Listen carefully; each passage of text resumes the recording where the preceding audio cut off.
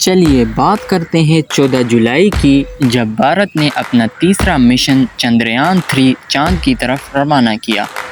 جس نے انڈیا کو چائنا کے بعد ایشیا میں دوسرا بڑا ملک بنا دیا ہے جو کہ خلائی دوڑ یعنی اسپیس ریس میں شامل ہو گیا ہے۔ اسپیس ریس کو دنیا کی ترقی یافتہ ممالک ہی افورڈ کر سکتی ہے، کیونکہ اس مشن کی لاگت کئی کروڑوں میں ہوتی ہے، جو کہ ہر ملک کے بس کی بات نہیں۔ اس سے پہلے بھی بھارت نے چاند کی طرف 2 مشن بھیجے تھے جو کہ کامیاب نہ ہو سکے، اور یہ اس کا تیسرا مشن ہے، اور اس کی لاگت تقریباً 615 کروڑ انڈین روپے بتائے جا رہے ہیں، جبکہ بھارت اس وقت ان ملکوں میں شامل ہے جو ابھی ترقی کر رہا ہے، نہ کہ مکمل طور پر ترقی یافتہ۔ بھارت میں اس وقت بھی بے روزگاری اور غربت ہے، تو پھر کیوں وہ اس پیسے کو اپنی عوام پر لگانے کے بجائے چاند پر مشن بھیجنے میں لگا رہا ہے؟ یہ سب جاننے کے لیے اس کہانی کو شروع سے سمجھتے ہیں۔ اس مشن کی کہانی شروع ہوتی ہے جمعے کے روز سے، جب اربوں لوگوں کے خواب اور ایک روور لیے یہ مشن خلا کی طرف روانہ ہوتا ہے، جس کے بارے میں بھارتی سائنسدانوں کا کہنا ہے کہ یہ خلائی گاڑی 5 اگست کو چاند کے مدار میں داخل ہوگی، جو کہ 23 یا 24 اگست کو چاند کی سطح پر لینڈنگ کرے گی۔ اگر یہ خلائی گاڑی چاند کے جنوبی قطب کی طرف پہنچ گئی تو انڈیا دنیا کا پہلا ملک ہوگا جو اس جگہ پہنچنے میں کامیاب ہوگا، کیونکہ چاند کے اس حصے پر سطح کافی پیچیدہ ہے۔ یہاں پر کافی بڑے بڑے گڑھے اور ڈھلوان ہیں۔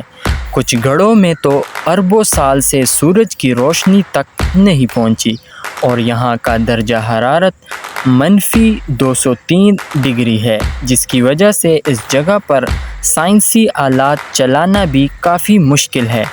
یہی وجہ ہے کہ آج تک جتنے بھی مشن چاند کی طرف بھیجے گئے ہیں وہ چاند کے وسط کی طرف ہی لینڈ ہوئے ہیں، جہاں پر سطح بھی مشکل نہیں اور درجہ حرارت بھی کام کرنے کے لیے ٹھیک ہے۔ اسرو کے چیئرمین کا کہنا ہے کہ چندریان 2 کا ڈیزائن کامیابی کے لیے بنایا گیا تھا، جبکہ چندریان 3 کا ڈیزائن ناکامی سے بچنے کو ذہن میں رکھ کر بنایا گیا ہے۔ بات کریں اس مشن کی چاند تک رسائی کی، تو اس مشن کو 6 مرحلوں پر مشتمل کیا گیا ہے، جس میں سے پہلا مرحلہ جو کہ زمین سے اس کی روانگی کا ہے پورا ہو چکا ہے،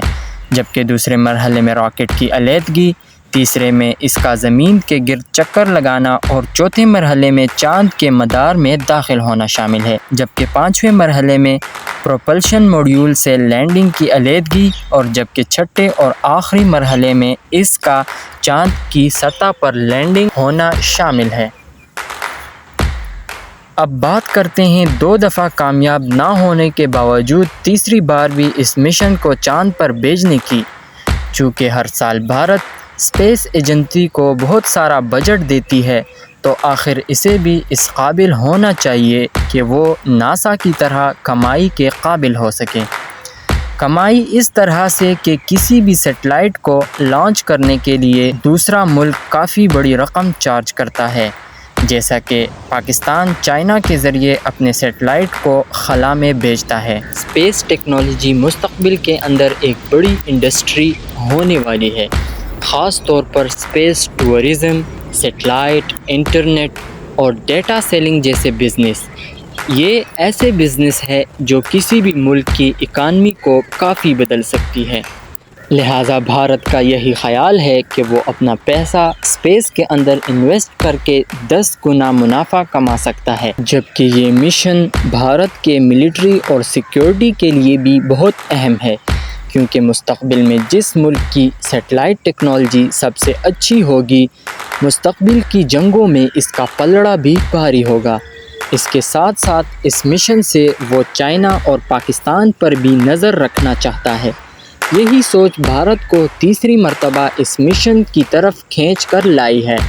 تو اس بارے میں آپ کی کیا رائے ہے؟ اپنی قیمتی رائے ہمارے ساتھ کومنٹ سیکشن میں شیئر کیجیے، اور اسی طرح کی مزید معلوماتی ویڈیوز کے لیے ہمارے چینل کو سبسکرائب کیجیے۔